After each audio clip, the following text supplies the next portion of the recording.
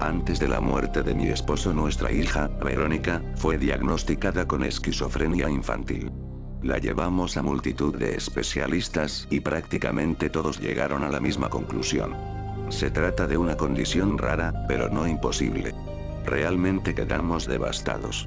Los médicos sugirieron que no iniciáramos un tratamiento con medicamentos de forma inmediata. Fueron específicos en cuanto al hecho de que los químicos podrían interferir con su desarrollo cerebral.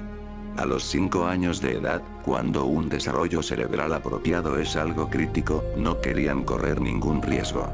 Solo si las alucinaciones se volvían demasiado severas iban a recetar antipsicóticos. Paul dijo que sería de mucha ayuda si lográbamos identificar las alucinaciones en el transcurso del próximo año, así podríamos saber qué esperar antes de que empezara la escuela.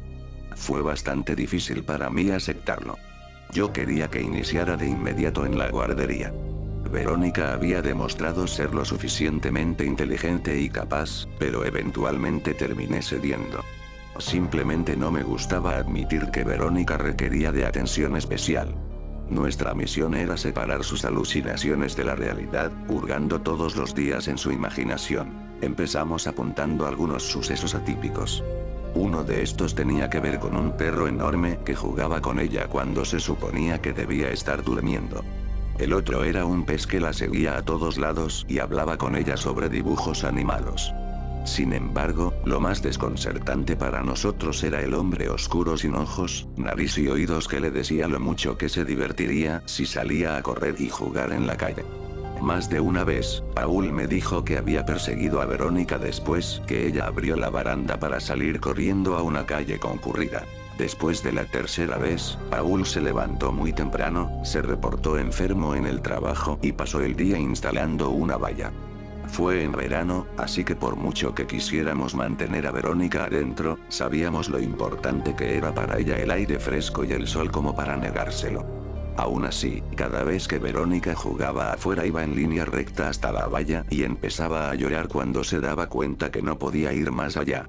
Recuerdo estar sentada con ella en el pasto junto a la valla mientras lloraba y hablaba con el pez sobre cómo el hombre oscuro se había enojado con ella y le había dicho al perro que fuera malo cuando jugaran. Entonces gritó durante un largo tiempo.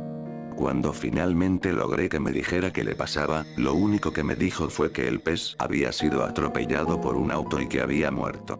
Hice lo que pude para consolarla, pero fue en vano. Paul y yo tuvimos una larga plática esa noche. Decidimos que su enfermedad podría ser tan mala como para requerir la medicación que tanto habíamos intentado evitar. Tras una visita al médico, que escuchó con atención todas nuestras observaciones, estuvo de acuerdo con que su condición era potencialmente severa y prescribió los medicamentos. Nos dijeron que la observáramos muy de cerca. El medicamento podía empeorar las alucinaciones en lugar de mejorarlas. Tras 3 días experimentando con el medicamento de Verónica, las alucinaciones se tornaron violentas. Jamás había visto a mi hija tan asustada. A lo largo de 2 días infernales, ella nos describió la forma en que el pez se transformó en un monstruo después de morir y cómo hacía que su agua tuviera un sabor a podrido. La forma en que el perro la lastimaba cada vez que se quedaba sola. Y de qué manera el hombre oscuro sin nariz, boca ni oídos le rascaba la barriga tan fuerte que empezaba a sangrar. Entonces se levantó la camiseta. Había rasguños recién hechos por todo su vientre. Miré sus uñas y, evidentemente, pude ver pequeños trozos de piel y sangre por debajo. Paul y yo nos sentíamos perdidos. El estrés generado por las crisis de Verónica tensó la relación entre mi marido y yo. Noté que su depresión había regresado. Aún así, estaba más preocupada por mi inocente hija que por mi esposo adulto. Los médicos sugirieron que se redujera la medicación de Verónica para ver si su condición mejoraba. No noté ninguna diferencia. Verónica vivía con miedo constante y se arañaba cuando no estábamos con ella, por lo general cuando estaba dormida. Paul y yo empezamos a turnarnos las noches para dormir en la habitación de Verónica con tal de mantenerla siempre a la vista.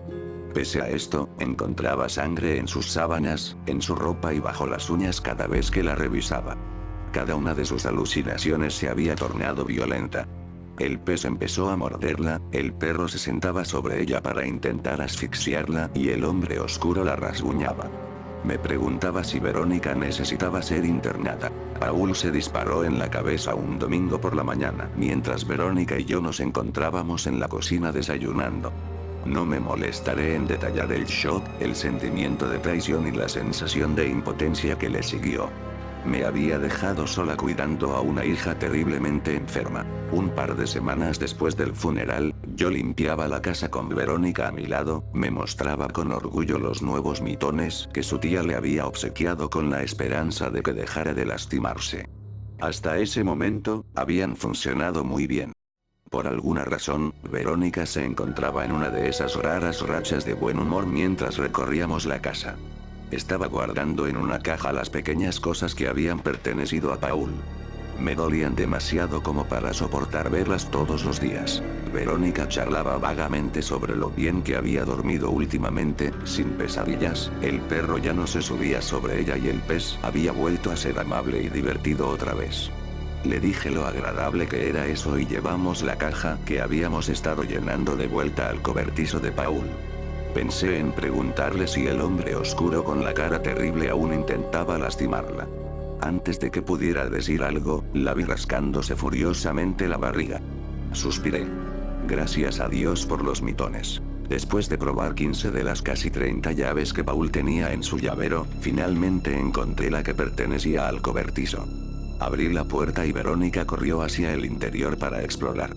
Se fue por la izquierda, y yo por la derecha buscando un lugar en donde dejar la caja. Verónica se rió y exclamó: "Ahora yo estoy encima de ti". Me volví hacia ella para ver de qué estaba hablando. Arrugado en un rincón, debajo de Verónica, estaba un disfraz de perro.